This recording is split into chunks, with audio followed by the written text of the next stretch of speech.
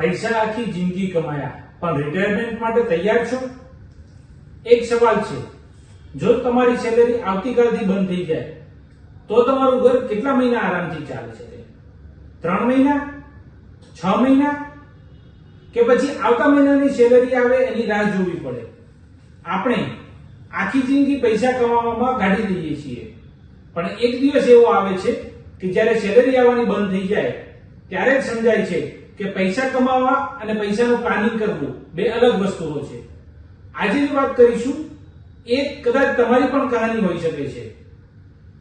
મળો મનોજભાઈને, ઉંમર 45 વર્ષ, સારી નોકરી છે, દર મહિને સેલેરી આવે છે, ઘર છે, ગાડી છે, બાળકોની સ્કૂલ ફી છે, ઈએમઆઈ છે, ફેમિલી સારી રીતે ચાલી રહી છે, દર મહિને સેલેરી આવે છે, ખર્ચ થાય છે અને મહિનાને અંતે મનોજભાઈ કહે છે ચાલો આ મહિનો પણ નીકળી ગયો. એક દિવસ તેમની પત્નીએ પૂછ્યું, તમે રિટાયરમેન્ટ માટે કંઈ વિચાર્યું છે?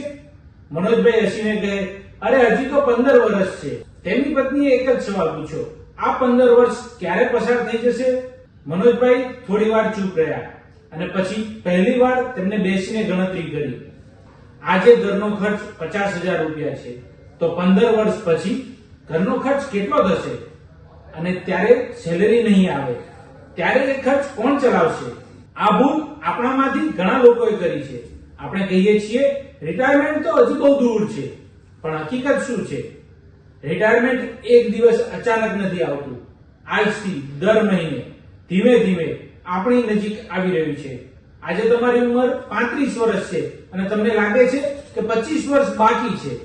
કદાચ તમારી ઉંમર 45 વર્ષ છે અને તમને લાગે છે કે હજી 15 વર્ષ બાકી છે. પણ સવાલ એ નથી કે તમારી પાસે કેટલો સમય છે, સવાલ એ છે કે આ સમયનો તમે ઉપયોગ કેટલો કર્યો છે. કારણ કે રિટાયરમેન્ટ પ્લાનિંગ માં સૌથી પાવરફુલ વસ્તુ એ પૈસા નથી, સમય છે. હવે કલ્પના કરો, મનોજભાઈ 60 વર્ષના થઈ ગયા, સવારે ઓફિસ જવાની ઉતાવળ નથી, સેલેરીનો મેસેજ નથી આવતો, પણ ઇલેક્ટ્રિસિટી બિલ તો આવે છે ને, ઘરનો ખર્ચ તો થાય છે ને, મેડિકલ એક્સપેન્સ તો થાય છે ને, ટ્રાવેલ કરવાની ઈચ્છા તો થાય છે ને, અને સૌથી મહત્વનું, પોતાના બાળકો ઉપર ફાઇનાન્શિયલ બર્ડન બનવું નથી. એક દિવસ મનોજભાઈ પત્નીને કહે છે, કાશ મેં 15 વર્ષ પહેલા થોડું પ્લાનિંગ કર્યું હોત તો. અને એમની પત્ની કહે છે, આપણે કમાયા તો બહુ, પણ ફ્યુચર માટે કંઈ અલગ બનાવ્યું જ નહીં. આ વાક્ય કદાચ ખૂબ સામાન્ય લાગે છે, પણ આ જ સૌથી મોટી ફાઇનાન્શિયલ લેસન છે. ઇન્કમ કેટલી છે એ મહત્વનું નથી, પણ ઇન્કમમાંથી ફ્યુચર માટે કેટલું બનાવ્યું એ વધારે મહત્વનું છે. અહીં ફાઇનાન્શિયલ પ્લાનિંગ શરૂ થાય છે. જો કોઈ વ્યક્તિ લાંબા ગાળાના ગોલ માટે ડિસિપ્લિનથી ઇન્વેસ્ટમેન્ટ કરવા માંગે તો એસઆઈપી જેવી રીત તેના ફાઇનાન્શિયલ પ્લાનનો એક મહત્વનો ભાગ બની શકે છે. માનો આજે તમે દર મહિને 5,000 રૂપિયા ઇન્વેસ્ટ કરો છો. આવક વધે ત્યારે ઇન્વેસ્ટમેન્ટ વધારી પણ શકો છો. સમય સાથે તમારા ગોલ અને ફાઇનાન્શિયલ સિચ્યુએશન પ્રમાણે પ્લાનિંગ રિવ્યુ કરી શકો છો. પણ એક વાત ખૂબ મહત્વની છે, mutual fund market link investment છે, એટલે રિટર્ન ગેરંટીડ નથી. માત્ર કોઈએ કહ્યું એટલે ઇન્વેસ્ટમેન્ટ કરવું નહીં. પહેલા સમજવું, મારો ગોલ શું છે, મારી પાસે કેટલો સમય છે, હું કેટલું રિસ્ક લઈ શકું છું અને મારા માટે કઈ ઇન્વેસ્ટમેન્ટ સ્ટ્રેટેજી યોગ્ય હોઈ શકે છે. ઇન્વેસ્ટમેન્ટ પહેલા પ્લાનિંગ અને પ્લાનિંગ પહેલા અન્ડરસ્ટેન્ડિંગ. બે વ્યક્તિની કલ્પના કરો.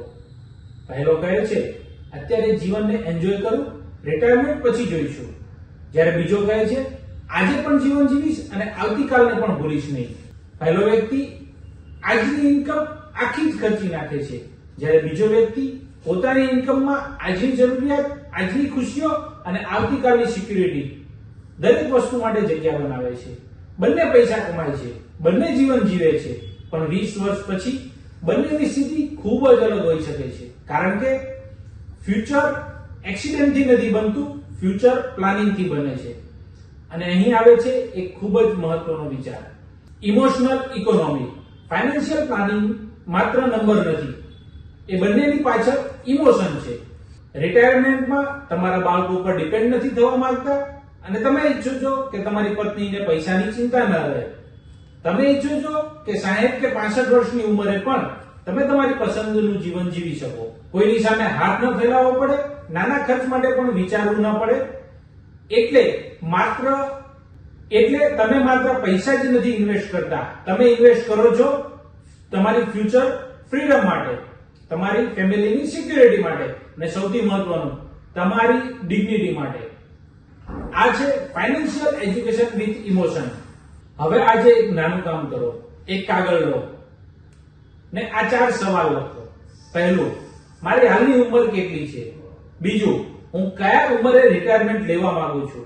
ત્રીજું, આજે મારા પરિવારનો મંથલી ખર્ચ કેટલો છે?